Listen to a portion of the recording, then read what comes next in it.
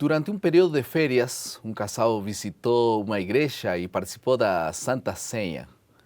Para a cerimônia do lava-pés, essa igreja não proporcionava uma sala separada onde os casais pudessem participar juntos. Portanto, o marido e a esposa foram obrigados a ir, respectivamente, à sala dos homens e das mulheres e procurar um par. Que experiência renovadora! O homem percebeu que tinha se acostumado tanto a lavar os pés da esposa na Santa Ceia que corria o risco de roubar a si mesmo da bênção de entrar em contato com outro irmão com quem pudesse ter alguma diferença que precisariam ser resolvidas, ou simplesmente pelo puro prazer de servir um amigo ou um desconhecido nessa ordenança da humildade. Infelizmente, com muita frequência as igrejas em alguns locais ficam visivelmente mais vazias no sábado da Santa Ceia do que em outros sábados. Algumas igrejas deixam de realizá-la com frequência e em ambos os casos as pessoas estão perdendo a oportunidade maravilhosa de renovar a aliança com Deus. O foco da lição desta semana é reconhecer que a profecia de Jeremias sobre a nova aliança é a reafirmação da eterna aliança de Deus que encontra expressão final na morte de Cristo na cruz do Calvário. Vamos a passar à segunda parte de nosso esboço.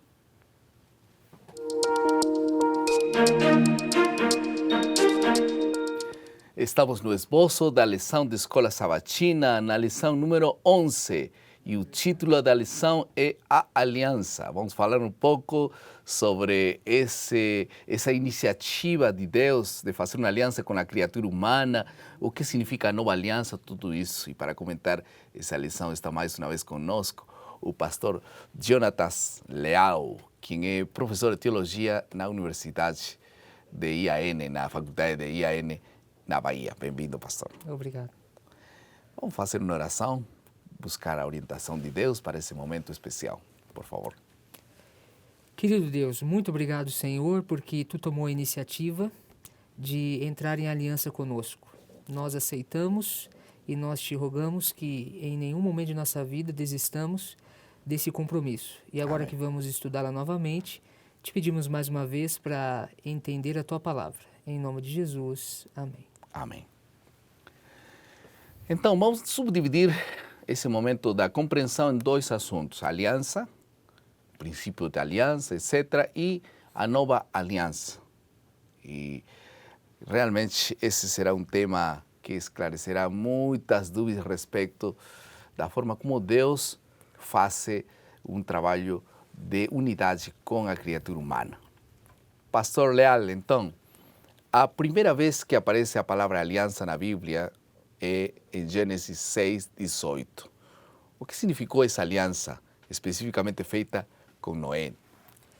Essa aliança foi a aliança mais universal da Bíblia, né? Ela envolveu todos os seres humanos, porque naquela época era a família de Noé, basicamente. Mais do que os seres humanos, envolveu a própria natureza e os animais, né?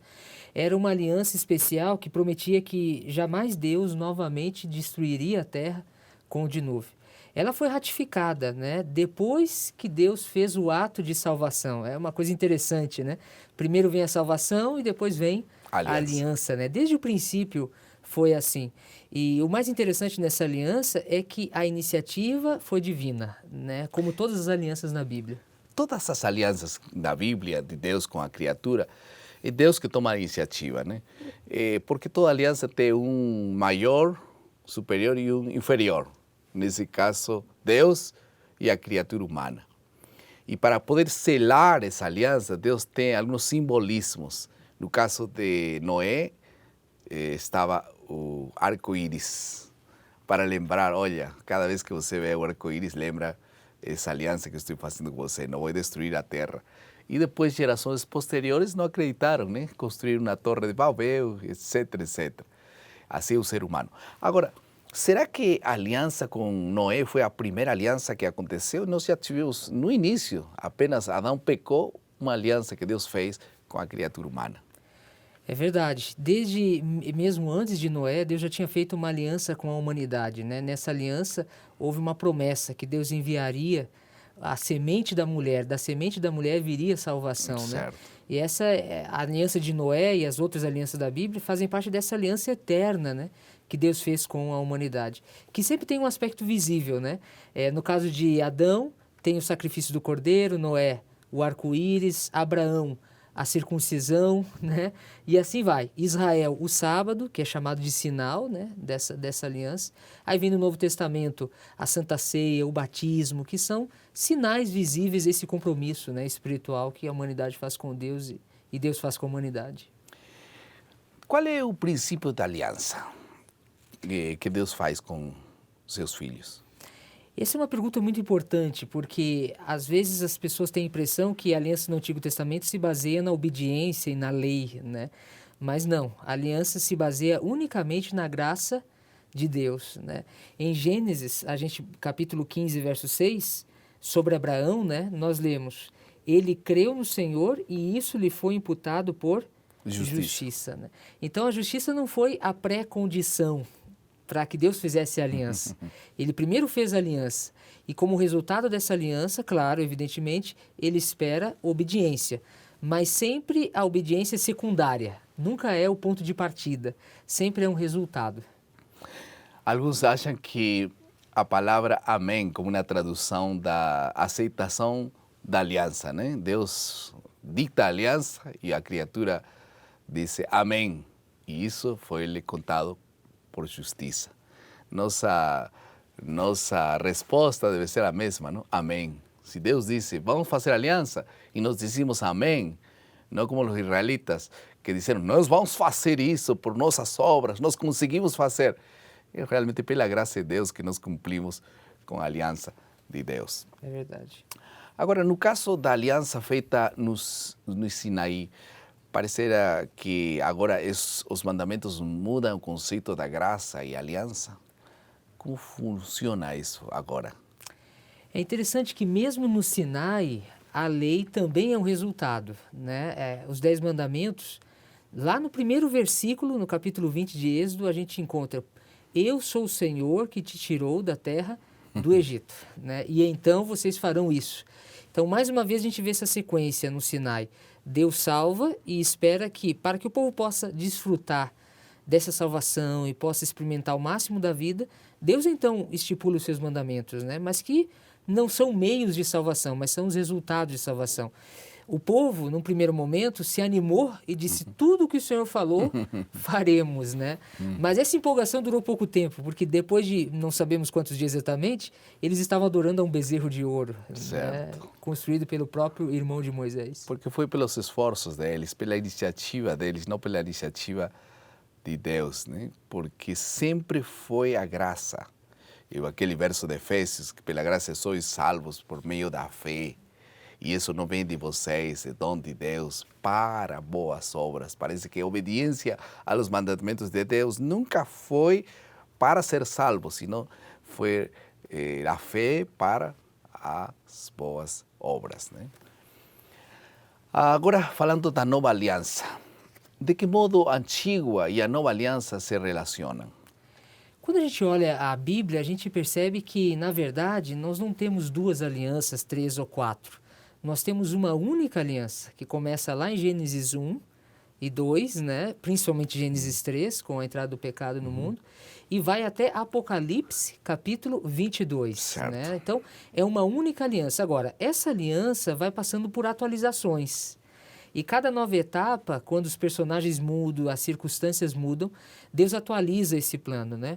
Alguns dizem, a aliança no Antigo Testamento é a aliança da lei. E no Novo Testamento é a aliança da graça, né? Só que quando a gente olha para essas alianças, a gente vai perceber que, na verdade, a lei e a graça, ou para ser mais exatos, a graça e a lei, estão presentes em todas elas. No Éden, como ato da graça, Deus cria o ser humano e dá uma ordem. Não comereis do fruto da árvore, né?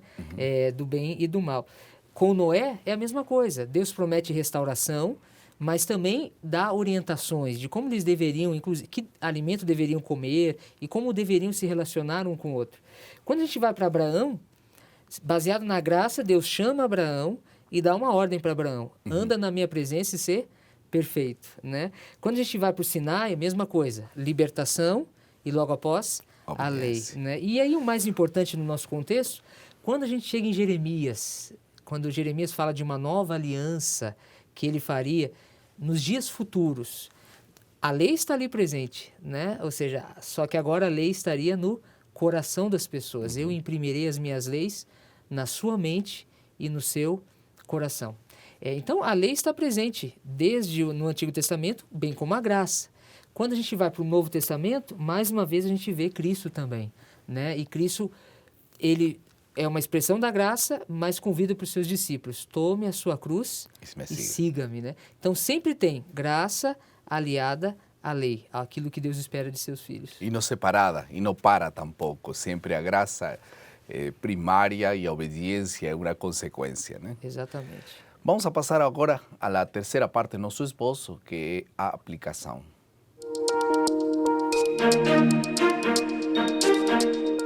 O que quer dizer Deus quando quer imprimir sua lei na mente, no coração? Isso quer dizer que nós temos dois lugares onde aloja Deus sua lei? Como que funciona isso? Interessante que a mente e coração são as traduções de duas palavras hebraicas, né? Kerev, que significa ser interior, e mente, que e coração, na verdade, que está traduzindo a própria palavra lev, que é coração em hebraico, né? Então a gente percebe que, do ponto de vista divino, a verdadeira religião envolve primeiro o ser e depois o fazer. Então é uma transformação que começa de dentro para fora e não de fora para dentro. O Novo Testamento vai chamar isso de novo nascimento, que é essa transformação radical, no bom sentido, que Deus quer fazer em nossa vida. E eu acho que hoje é uma boa oportunidade para nós renovarmos esse pedido para o Senhor, que Ele possa fazer-nos nascer a cada dia novamente e no nosso novo coração imprimir as suas leis. Por isso, o mais importante é ser, né? Para fazer. Exatamente. E isso Deus faz conosco. Nós precisamos suplicar a Deus que Ele nos faça ser verdadeiros cristãos. E, sem dúvida, a resposta imediata será fazer a vontade de Deus. Vamos ouvir a mensagem do autor da lição deste trimestre, que tem uma parte nesse momento. Deus criou o mundo todo e o ser humano. O Criador ama a sua criatura.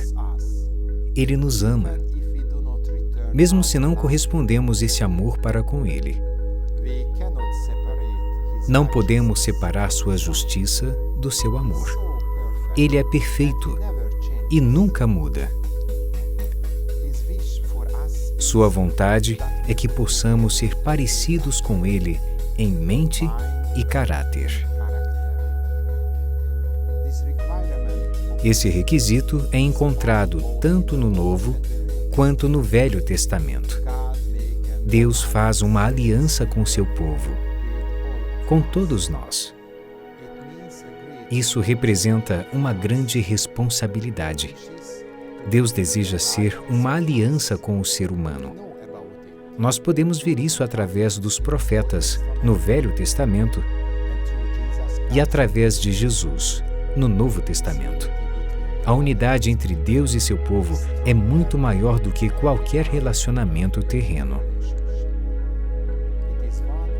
Essa é uma das razões por que temos a escola sabatina, para crescer em unidade. Vamos todos amar a palavra de Deus, seus servos, sua igreja e nossa família.